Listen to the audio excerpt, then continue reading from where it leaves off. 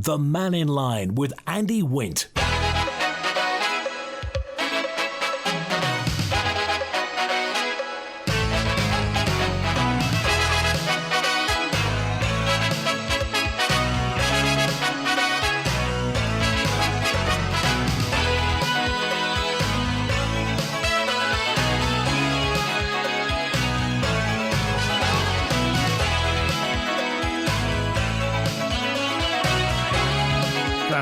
Good afternoon. Welcome to Mannin Line on Manx Radio.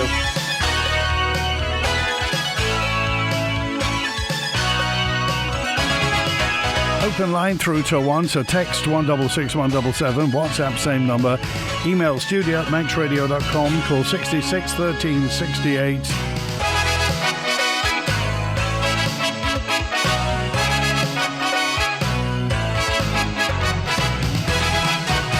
And thanks to Pauline, who dropped me a note in last week, just to say ragwort is more poisonous when it's dead than when it's alive. It was all about ragwort, St John's wort, cushag, whatever you want to call it, last week. And Weed Day came and went. I'm not so sure that the government is suing itself yet or taking itself to court, but we'll see. What do you think about this union guy who's told us that he believes Manx politicians should come back from their summer break and be recalled to Tynwald to debate pay offers proposed by the Public Services Commission? The UK has announced a series of above-inflation increases, which the Health Minister previously warned could put the Isle of Man in a difficult position if matched. Basically, if health professionals can earn more in the UK, they may just leave the Isle of Man and go to the UK, which will leave us even more short of skills and labour. Prospect, which is a trade union, recently renewed calls for higher pay increases to be offered to the public and civil service workers, including Manx Care employees. The negotiation officer is Mick Hewer, and he reckons that Tynwald should come back and debate this. I just wonder what your thoughts are. Text, email, call and WhatsApp. We haven't heard anything really. The chair of the Public Services Commission is Cabinet Office Minister Peel and Glen Faber MHK, Kate Law-Brennan, and we've been trying to get hold of Kate Law-Brennan just to see what it is that's going to happen. Maybe they think it's not important and we should just carry on. But anyway, the union thinks it's important. Do you think it's important? As important as ragwort? Perhaps. And also, just at the weekend, I just wonder how were you involved in that Heritage Transport show? It went very well, apparently. I mean, Saturday was lovely weather. Sunday, kind of ish, wasn't it, until later. The railway and tram's birthday should be widely publicised throughout the UK rather than just on the Isle of Man. Serious consideration should be given to the Ramsey and Peel railway connections for future generations. Says John, if 15,000 new residents are proposed, surely they would reopen the lines that were closed and put some trams on them. Well, so kind of narrow gauge stuff, or not big railways. What do you think on that? Do you think it is an option to put the Douglas to Peel railway back and then the Peel to Ramsey railway back? So that, the 15,000 extra people who are coming over, let's just say, even if only half of them has a vehicle, that's another 7,500 vehicles. Maybe they'll have more. Who knows? Maybe they'll collect them. At the moment, we are getting somewhat throttled with the number of vehicles on the Isle of Man. And if we are to have 15,000 new members, maybe this is it. This is what we need to do to get light railway back on the Isle of Man. We do have the infrastructure. We've got the infrastructure between Douglas through to the south to Port Erin. We've got the infrastructure from Douglas to the north via the east coast, but nothing on the west coast. Also, and one thing that could pay for this is Crogga, the gas people. The DOI says it's continuing to assess the application by Crogga Limited, the gas exploration company, to vary the terms of its licence by bringing forward the drilling of an appraisal well. Crogga's been granted a short period of time, additional time, to provide information relating to the variation request. The 3-month extension is aimed at allowing time for a variation of the so-called Seaward Production Innovative Licence, Snappy, to be fully reconsidered. At February's Timble set-in, Tim Crookall, MHK, the DOI minister, said a decision on Crogga's variation of licence request will be made by the end of June at the absolute latest. The licence currently requires the company to undertake a work programme as part of Phase B, which includes a 3D seismic survey prior to moving to exploratory drilling in Phase C. The variation request would allow drilling on the basis of a 2D survey, two-dimensional survey. An appraisal well is drilled to assess the scale and economic viability of a gas deposit.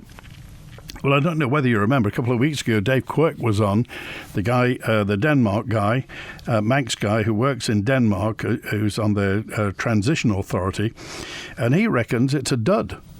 He thought there was no gas whatsoever at the Crogga field. Add on to this that Ørsted are trying to jam in all those wind turbines and perhaps even on the site of where the Crogga gas is. We'll see. I just wonder what you think. I mean, whenever they mention Crogga and the gas that may come out and what have you, they talk telephone numbers. Billions are mentioned every time. Billions into the Isle of Man's coffers, into the till. And bearing in mind, it looks like we may need a few bob in the future. Is this it? Just add into the fact what I've just mentioned, and John said, putting back the railway lines. The Peel to Douglas railway line, put in something like, if you've ever been on the Docklands Light Railway in London, it's automatic, it's done by robots. CCTV everywhere, don't need people, it's an electric tram, and it just shuttles around doing its own business. Now, if we used all that money from Crogga to put that in, surely that would reduce our carbon footprint. That'd be very green, wouldn't it, to do that? Any thoughts on this? Do you think that's what we should be using the Crogga money for? If Crogga is there? We're always saying if, aren't we, Julian? We are, yeah. We're also good to get some clarity on exactly how much money we'll get for that seabed lease, because there seems to be a wide disparity of guesswork, like 42 times less than everyone else has been getting for the same area. What have you heard? Well, there was something bantered around, which is, it's not set in stone, but rather than 100 million to the Isle of Man every year, it was 2.5 million. So does that justify, messing up everyone's view on the northeast coast of the Isle of Man? That makes you wonder.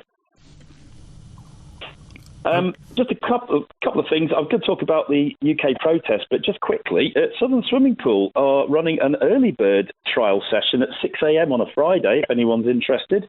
And Sunday has sprung into life for the first time in a long time. Good grief, well, it's the summer holidays.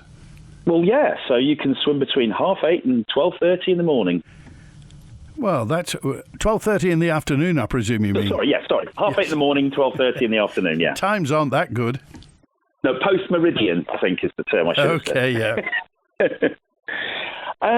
The protests in the UK, just looking at how widespread that is, so far, from what I can see, we've got Liverpool, Belfast, Hartlepool, Weymouth, Rotherham, including a Holiday Inn Express, Bolton, Hull, Bristol, Stoke-on-Trent, Southport, Leeds, London, Dublin, another Holiday Inn at the Manchester, Aldershot, Sunderland, Tamworth, Middlesbrough, Ulster, Nottingham, Blackpool, with a event that was supposedly going to be held in Doncaster. That's kind of a lot of for the UK. I don't ever recall protests being that widespread in the UK. I'm not even sure if that's ever happened, is it, Andy? Well, it's nothing to do with us, but it sounds highly organised, particularly, and as you mentioned, the one in Dublin as well. Yeah, the reason that I bring it up, although it's not for us, is I would have thought a person that is uniquely qualified to speak on these protests that's happened in the UK is our own Chief Constable, Ross Foster. As he was specialised in things like counter-terrorism, public order, policing, including sporting events. Very good point. Yeah, very good point. I mean, you're quite right. He worked in that sphere. I think in West Yorkshire he was there last.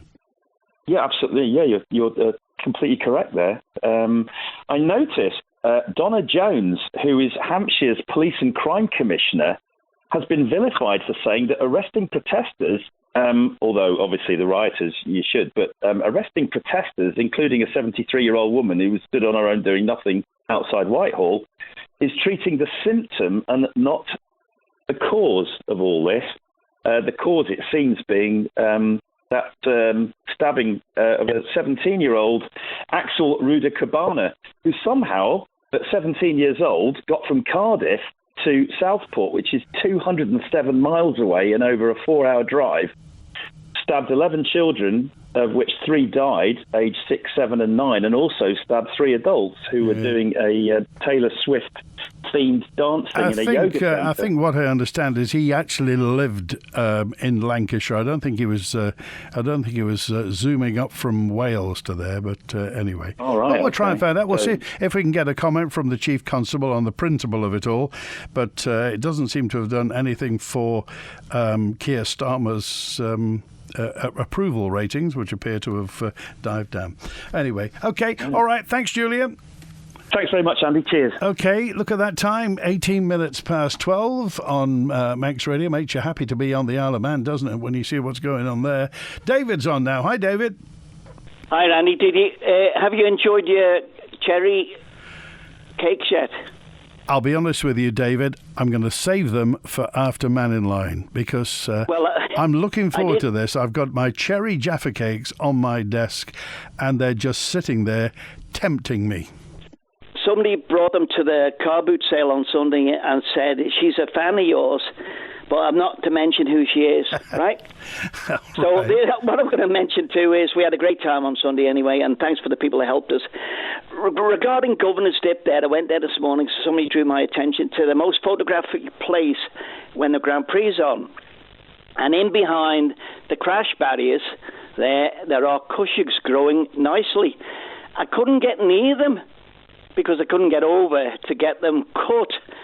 So I'm appealed out there to the DOI when they do all this work, when they're closing the road tonight.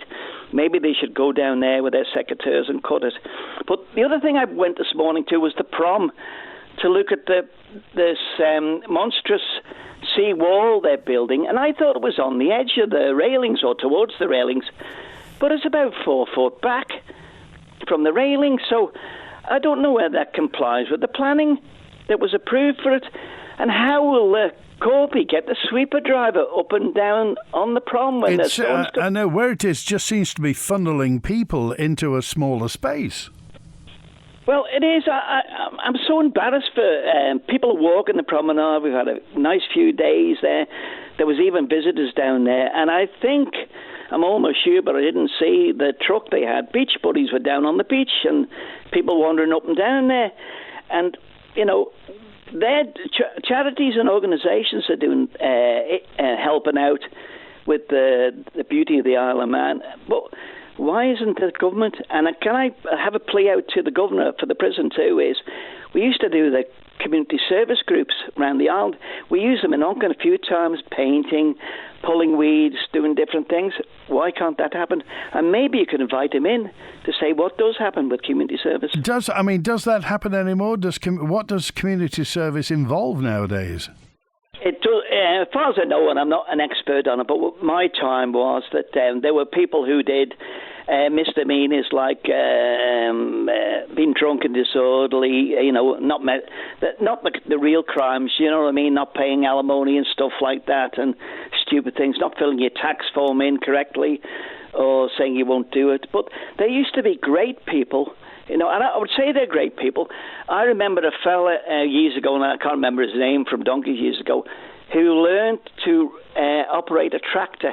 It wasn't my tractor, it was somebody else's tractor. And after that, he got a career fixing them.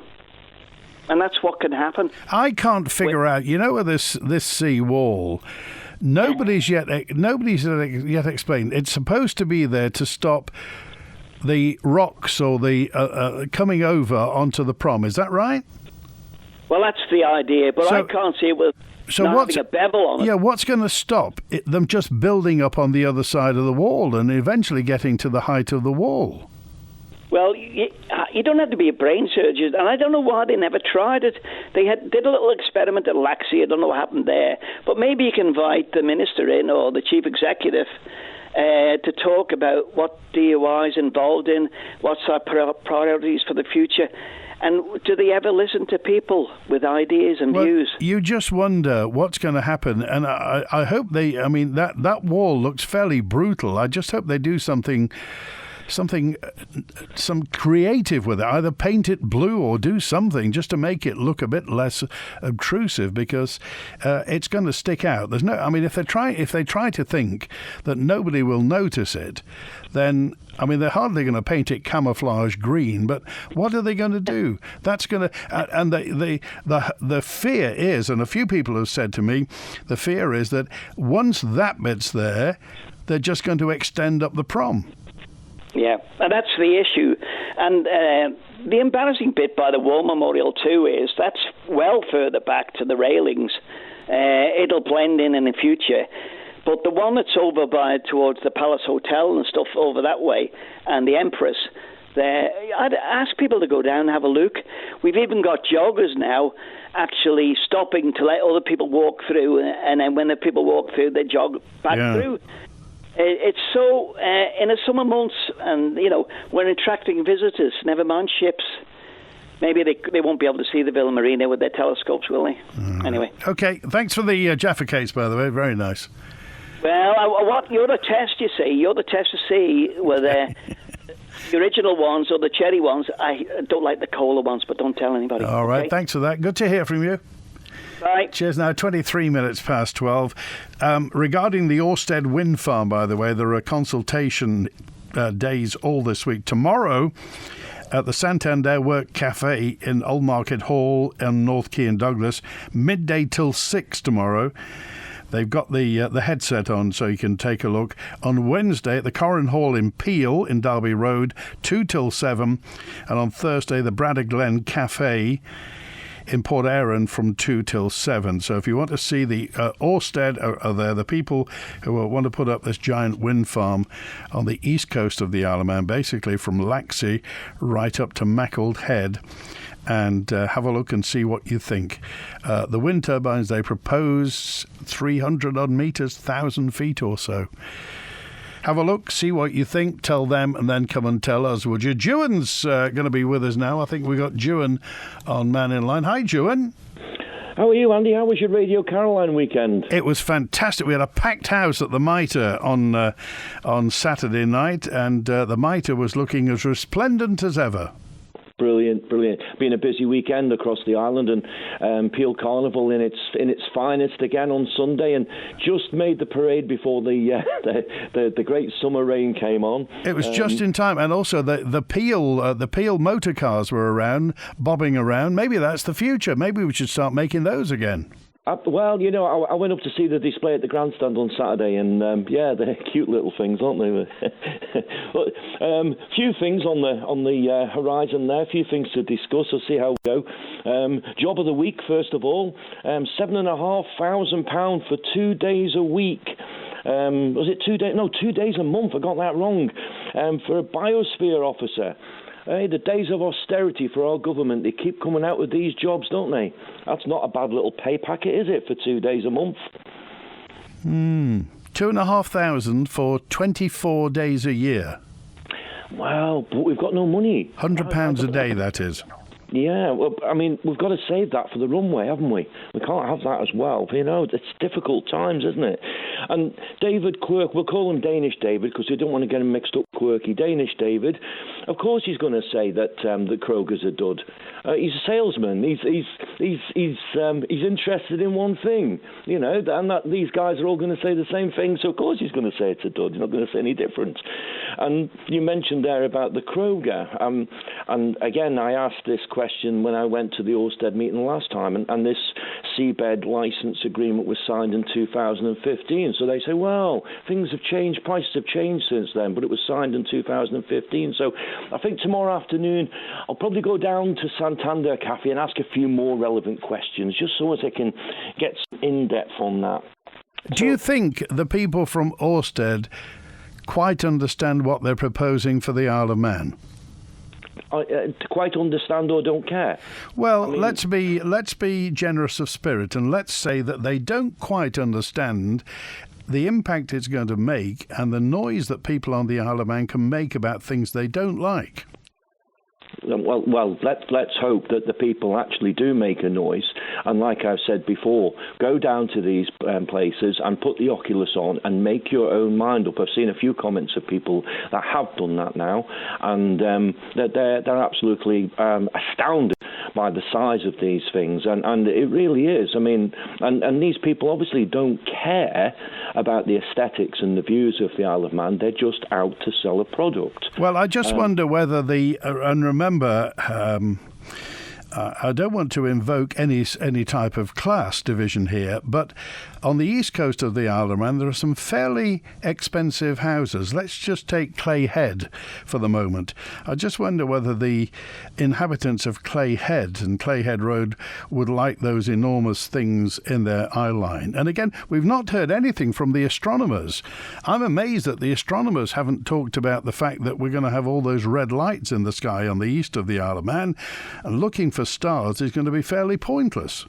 And absolutely, and you mentioned there about Mackled Head. Now, from my view, this is going further than Mackled Head. This is going up near to the Dog Mill, so it's going to encompass the view along the Ramsey Promenade as well. So, you know, people need to really look at these things and make their mind, because once these are in, they're in. You know, and they're not going to stop there. They're going to carry on, and you know, people need to. And this is what the problem is in England at the moment, isn't it, Andy? In France, you've got the orange jackets there. They get straight out there and they protest straight away. In England, people have got more tolerance. But when it blows, and that's what's happened now. They've taken people to the limits, taken their cultures away. And before anyone jumps on about racism and all that, people are welcome to come to England, surely, but respect the culture that you're in. And a lot of these people that have come in are not respecting the culture of the country. And this is what I've said before about the Isle of Man, is respecting people's culture when they come there. People are welcome to come and you know, join in with people and you know, have a multicultural society, but respect where you are. And I think this is what's happened now. And referring that to the Isle of Man, I think, what have we got, 400, I've been told, people, asylum seekers and migrants, has now signed on to our health service. And well, I've heard all sorts of skeet about this, and I can't get any definitive word on this. The government haven't said anything, but all we get is rumour at the moment, and nothing's been confirmed. Haven't heard anything, Ewan. And this is the problem, isn't it, Andy? This is why the UK government's the same, because they're not telling people that they've had hotels full of migrants and asylum seekers. They're not telling people that they're giving people all sorts of money, and they're not giving our ex-service people money. This is the problem that they're at the moment. And I do hope that the Isle of Man government do look at, if they're bringing asylum seekers in here, which I've been told they are from people within the Health Service Board, but if they are bringing people in, we need to make sure that the people that we're bringing in here are going to fit into our society, and we do not have the problems that are happening in England at the moment. Well, we did bring in some asylum seekers, some refugees a few years ago. They were from Ukraine. They were very welcome. That's right, and they fitted in nicely into the island because they're very, very similar culture to us. As when you've got culture differences, you have to be very, very careful. And again, someone's going to jump on the racism band here, but it's just a fact. You know, you just have to be careful about what we're bringing in. We're a small island. Okay. So, the other thing, just on finishing, Andy, but the TT VIP marquee, I was up at the Fun Day on Saturday, the Douglas Corporation Day, and I noticed a big building or demolishing process going on there of the VIP tent has been taken down before the TT or the Classic. So I've been told with a little bit of investigation that they're cramming it all in to behind the grandstand this year. Oh, I see. But here's the big but. They've got masses of masses. They've got some heavy-duty equipment there. They're taking this all to pieces. The ground is an absolute mess of that part of Nobles Park. My question would be, why didn't they leave this in situ, even if it wasn't going to get used, until after the Classic? Because the mess that it looks like a building site up there. And you're going to have people over viewing the TT and standing all the way down that area. People who are spending good money to come over, and they're going to go, what is this? Oh, dear. It's an absolute mess. So why wasn't it just left another month until everything was over and then take it down? I don't get the logic of some of the people that are doing this stuff. Okay. Really All right, Joan, good to hear from you. Thanks See for you, that. Andy, bye-bye. All right, maybe MGP wellies are the answer. Trevor's with us now. Hi, Trevor. Hi, Andy. I was driving past Blackberry Lane at the top there, going past it. Yeah. And there was some children doing training, lovely yellow tops on them. And a pasture right adjacent to them it's a beautiful pasture with lovely yellow flowers in it. Guess what the flowers were? What are they? Cushag. Oh, good grief. Oh, dear. And there was probably about 40 of them, and these kids are training right next to this terribly dangerous weed, which it isn't. It's not dangerous to humans at all, unless you had a couple of bagfuls of it, that might thing. It's like any toxic weed. You wear gloves if you're going to take it up. I mean, that's very important. Yeah. I mean, But it is as well- dangerous. It's dangerous to horses and cattle, isn't it? Well, the taste of it is so noxic that they won't touch it unless Right. there's absolutely nothing else. When they get poison, or they get liver poisoning, this is generally from commercial hay, where it's been mowed in with it and it's dried, but it's still toxic.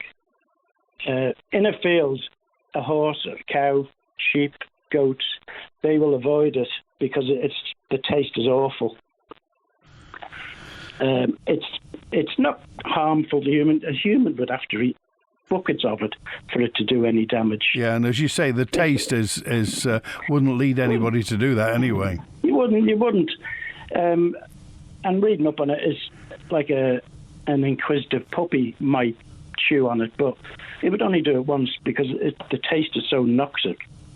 And did you also know it's illegal to uproot any wild plant unless you're the landowner or a government-approved contractor? So, I mean, don't you think the government should be getting rid of this if it's on government land, like David was saying at Governor's Why? Dip? Why? It's bees, butterflies, moths, and loads of other insects all benefit from Cushag. Yeah. I mean, they've got enough problems with the land, the amount of pesticides on it. They want to rip the Cushag from the hedgerows. I mean, I drive around the country quite a bit, delivering for me missus, and I love seeing Cushag. I mean, it's allegedly the Manx flower. It was. I was going to say it is the national plant, isn't it? Sort of. Lord Raglan made it the national flower he was in between 1902 and 1918. Well, he's the one that wasn't he the one they pelted with bread when he was at Timwell Hill? Yeah, but he made that the national flower as more of a joke, which it backfired on him because a lot of the Manx people loved it. I can't believe that likes of Wilfor, Howard have not come on defending it because, I mean, it is a toxic plant, but just stay away from it. You know, I mean, to rip it up all over the place, I mean, you're just damaging the the environment. I mean, Okay. there's nothing wrong with it. And another thing, that woman who texted and said that it's more toxic when it's cut down. That's totally true. Right. And that's how, when it gets in the hay that's been baled and that, it's still toxic then. But Okay. it's the taste of it. The horse wouldn't go near us in the field. But it's up to good husbandry by the farmer as well to make sure there's none in his field. All right. Worried about it. All right, Trevor, thanks for that. Drive safely in this No weather. worries. Oh, listen, there's one more thing, Andy. Yeah. My mother warned me of 3 things. Foxgloves, ginny nettles, because you need a dock leave on them, and strange men with sweets and puppies. Okay. Thanks a lot. Good to hear from you. Thanks for that, Trevor. Thanks for that. If we trained Manx people on the Isle of Man for the healthcare roles, they'd be much less likely to leave for more money, as they'd actually have ties to the island, says Mark. Well, thank you, Mark. It does sound, that's great in principle, isn't it? But the trouble is we don't have enough people. The other thing is in the background, and this is the kind of elephant in the room, is the finance sector. In the finance sector offers comparatively higher wages. So our young people, if they wish, can go straight into the finance sector, can go into e-gaming, and can earn more money. So, and remember, in the health service, it's not so much a job, it's a way of life, something you have to apply yourself to. It's not a 9-to-5 office job. Sometimes there are shifts involved.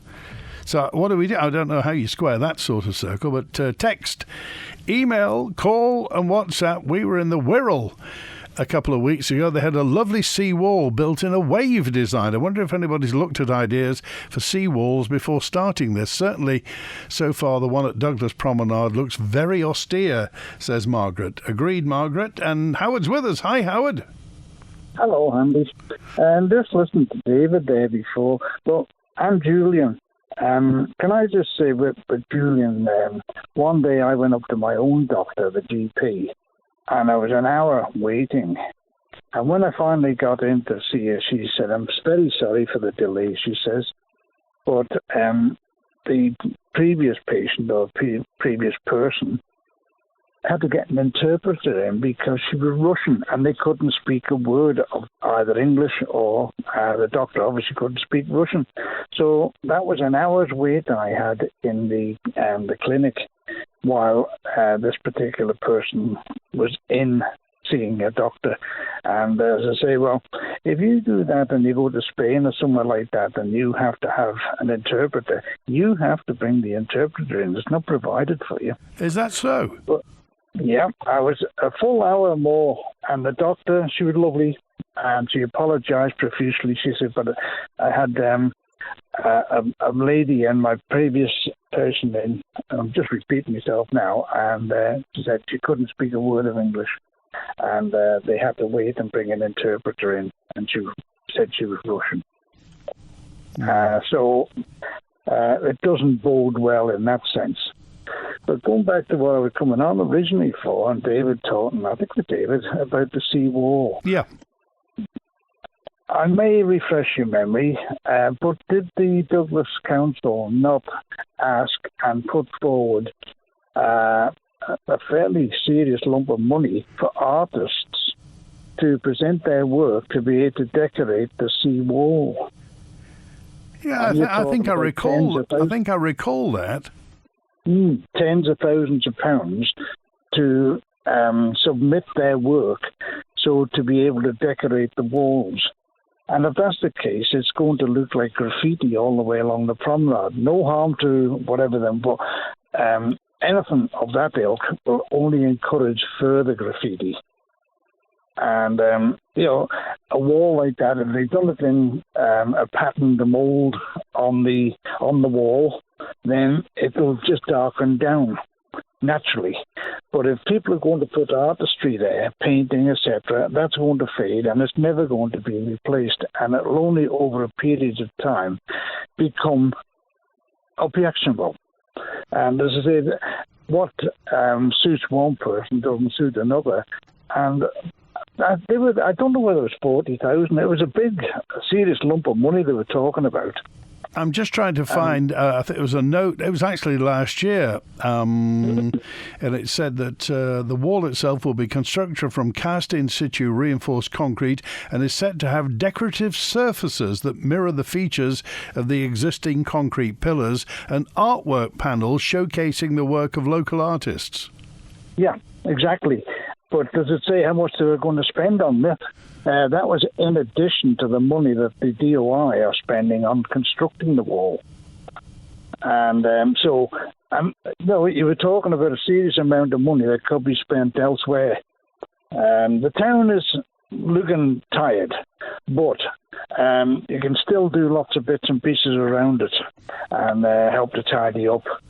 But that's something that slipped into the long grass, and nobody's, until it suddenly appears, you get a lot of people down there with aerosol paints and various things like that, and then afterwards, every Tom, Dick and Harry's going to have a go.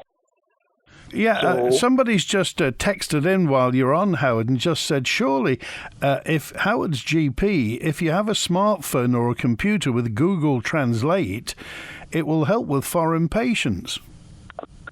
Yes. This is a little while ago, but having said that, the Translate and everything will. But because of that particular person that was in the clinic, the hour delay was there, and whether you can get a proper translation from Google for a medical problem is a totally different aspect. True, but straightforward, hello, how you doing? Yeah. And all that sort of thing will Google fine. But if you've got some sort of disease or something wrong with you, to go to Google, the Google doctors are very dangerous. Good point. Okay. All right. Thanks, Howard. Okay. Take care. Good to hear from you. 17 minutes before 1, Mannin Line. This it's a bit dreek in Douglas, nicer in the north. Got a note in from Dewan715 who said, it wasn't Dewan715, it was another one, who said apparently there's a problem with mobile phones in the north. Is this true? Have MT mentioned any mobile problems? Cheers. This is 566, no mobile signal down north. NFU Mutual has supported the Isle of Man's agricultural shows for over 40 years. They're always great social events for the whole community and an excellent opportunity for us to meet you, our customers. So do come along and meet our friendly team at the NFU Mutual tent for a quote regarding your motor, home or business insurance. Look out for NFU Mutual at this year's agricultural show. Imagine a future where the Isle of Man is powered by the very wind that shapes our shores. Ørsted are a global leader in renewable energy and are bringing more Mannin, the island's first offshore wind farm, to life. Come along to one of the public consultation events on the 6th of August in Douglas, the 7th in Peel and the 8th in Port Erin. Find out more by visiting ørsted.im. Let's create a world that runs entirely on green energy. Problems with your spine and posture can have a serious effect on your quality of life, but a Line for Life spine clinic could help. If you're suffering from back pain, neck pain, headaches, their holistic scientific approach could find and treat the root cause of the problem for long-lasting relief. Touch A Line for Life now or call 629 444. A Line for Life, the island's spine and posture clinic, here to make life better.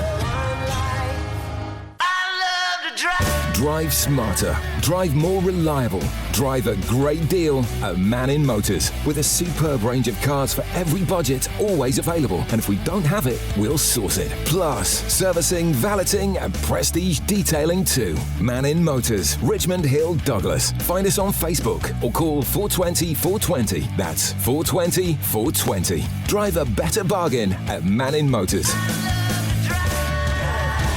Local democracy reporter Emma Draper has been in post for just under 2 years now, so what has she learned about local government in the Isle of Man? What is a local democracy reporter and why do we need one? Why does it take so long to get an answer from government? How does central government interact with local government? And why do so few people vote in local elections, given the important role played by your commissioners and councillors in making your community a great place to live and work? That's Agenda at 5:30 this evening on Manx Radio with me, Phil Gaughan. So what has local government ever done for us? The Mannin Line with Andy Wint. 14 minutes before what? Wilf's on now. Hi, Wilf. Hi, just a short one about Ørsted. Yeah. I was right in the middle of my breakfast the other day, and an official from Ørsted rang me up. And I said, I'm getting me breakfast. Nobody disturbs me when I'm getting me breakfast. You'll have to ring later on. And put the phone down. And I was driving in the afternoon, and the phone rang again, and they were back again. And I said, well, what can I do for you? Well, they said, we'd like to ask your advice. I said, but you're the experts with this sort of thing. Well, we would like your input. So I said, I said, I can only put it this way. I said, I have had the best times in the Isle of Man, and I've looked out to sea from Ramsey all my life. And I said, it's going to spoil my view, but then I don't know my age. I don't know how long I got left, so it don't matter too much. It's the other people who's coming after me that you're going to spoil the view. But the thing is, I said, I don't think you will get this unless our stupid government is that stupid to rent the seabed and think they've done the right thing. Because you more or less, it's running right from Laxey or whatever, right down through Ella Bay, right down to the dog mills, like Ewan said. And the thing is, they want to put these windmills on the Bahama bank. That's 6 miles out. And you see, on a very big tide, it's only possibly in places 20 foot deep when the tide is out. And so, of course, you don't have to dig so far. Presumably, that's the idea of it, to put them there. But I said, you're going to have the fishermen against you. And, of course, the government won't know what to do, whether they go with the fishermen or say, bugger the fishermen, we're going to rent the seabed and do it that way. But I said, this is the only advice I can get to give you. You won't get it if the fishermen and the government goes against you.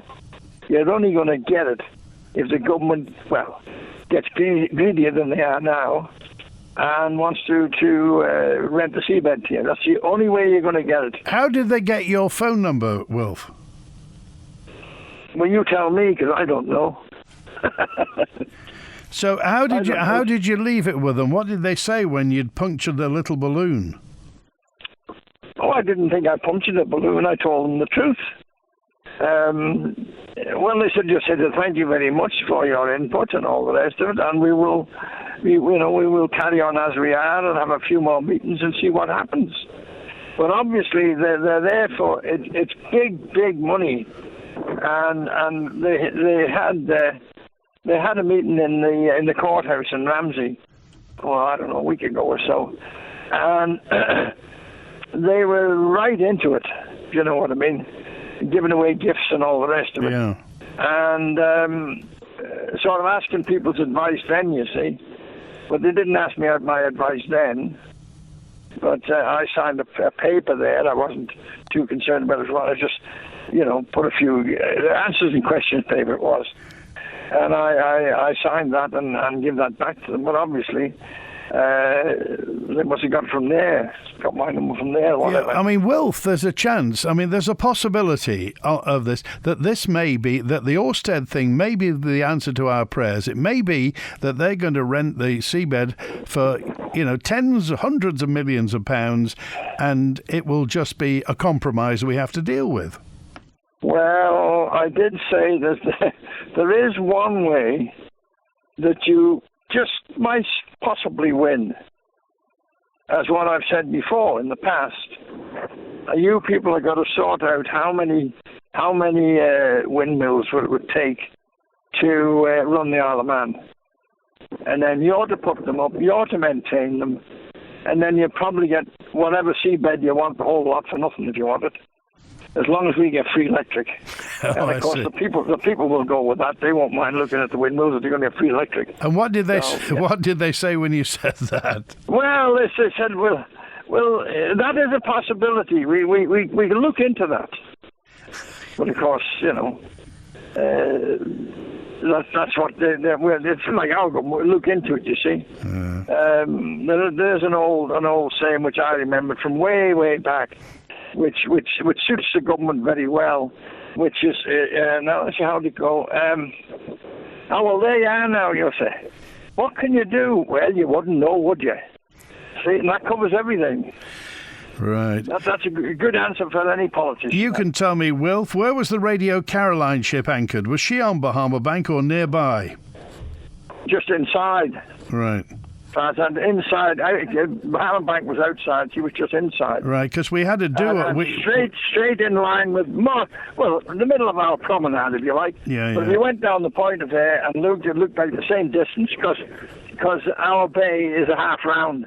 And if you went to Mackleway, it looked the same distance again. We had to do at the Mitre on Saturday, and they said because the Caroline was towed away in 1968, and I didn't know, but apparently they couldn't get the anchor up, so the anchors, I believe, was big concrete blocks. Yeah. And they were left there. Oh, they cut the anchor chain and just let it go. Yes, they had to be left there. They couldn't lift them things. There's no lifting gear on the thing apart from its own winch, you see. Yeah. And of course, God knows did that work anymore. After that, all that timeline, I don't think I don't know what the engines were until he got them going again. Okay. No, but, she had to be towed. Yeah. Well, of course, that wasn't our government's fault. That was the English government. Yeah. Said, you've got to get rid of that thing. Okay. I don't know why it was. I've forgotten now why they had to get rid of it, but we had to get rid of it. Politicians, that's what it was. All it done, as far as I'm concerned, it done the Isle of Man a hell of a lot of good. As far as I'm concerned. Okay. All right, Wolf. Good to hear from you. Thanks for being with us. All right. 7 minutes before 1 on Manx Radio, and after Mannin Line today. I don't know whether I told you this, but Manx Radio is 60 years old this year. It's 60. You didn't know? Oh, right. Well, after 1 o'clock, before 1 o'clock today, after Mannin Line, we got an archive interview from 1972, 52 years ago. Former Lancashire Chief Constable Bill Palfrey visited the Isle of Man and spoke to Peter Neal about the birch, corporal punishment and capital punishment. So, former Lancashire Chief Constable Bill Palfrey in 1972. That was at the time when corporal punishment was still being used on the Isle of Man. Remember, this Wednesday, John Curtis and Lamara Crane talking about net zero. Friday, we're going to be live at Knockalo at the Royal Manx Agricultural Show. Hope the weather gets better, don't you? Thanks to Chris Quirk on the phones today. WINT. 60 years serving you as the nation station. This is Manx Radio. In modern Manx history, a handful of issues have prompted what might be termed constitutional issues between us and Westminster. One was birching. It was banned in the island in 1976, but up to then it had many supporters. This interview in 1972 was with a former Chief Constable of Lancashire, Bill Palfrey. Talking of comparisons, we read in the papers now and see on television an awful lot about these muggings that are taking place. In the island, we have the birch, which is a controversial subject, but do you think this would be an answer to some of the problems in England at the moment? I'm sure. When I first went to Accrington, we could birch, and whilst I was Chief Constable, there were 1 or 2 kids that we had birched. It stopped them. Now, I'm not sadistic. I think there's so much violence in the world, and I'm sick to death of violence. But somewhere or other, we've got to stop violence. We've got to stop it. Now, I think that you, with your birching, discriminate birching, not indiscriminate. Let's be sadistic about it. Be very selective And I think that you're keeping your violence down here. So I think that there's something in it. And we haven't a cat in hell's chance of getting it back on the mainland. No. We're full of do-gooders. Have we got them over here? One or two, perhaps. But we'll send you over some more. No, thanks. Talking on those lines, I would think you would also be in favour of corporal punishment. The abolishment of hanging must have been something you didn't agree with. Well, I've often been asked this, and as a Christian, I suppose basically I should be against capital punishment, the taking of life. I am. And I was at a symposium in the outskirts of Liverpool, at Kirby, last Sunday with the Lord Bishop of Liverpool, and this question came up. How do you reconcile advocating capital punishment with being a professing Christian? Well, I said, if we're going to preserve a Christian way of life, it may be that we've got to be a bit drastic to preserve it. And I think that today, more people carrying arms, policemen getting shot, killed. My friend, Jerry Richardson, who got shot in back, a London gang came up, armed, determined to carry out a crime, determined to shoot their way out. You're not going to stop that by putting them in jail. No. There is no deterrent, and therefore I think that capital punishment is a deterrent. And all these so-called psychologists that bamboozle me with the science about the statistics, they don't convince me. No. What I am saying is that capital punishment is a deterrent in selected cases. Yes. Very, very, very selected cases. Part of island life for 60 years. This is your Manx Radio. Join us this weekend on board our historic radio ship Ross Revenge for an extended Caroline North broadcast as our annual fundraiser gets underway. Join our support group or pledge £30 to get one of 2 new exclusive t-shirts and help us raise money to keep Radio Caroline on the air and get the Ross Revenge into dry dock. We're on the air this Friday from 10 a.m. after Andy Wint on Manx Radio Gold, 1368 AM, online and DAB.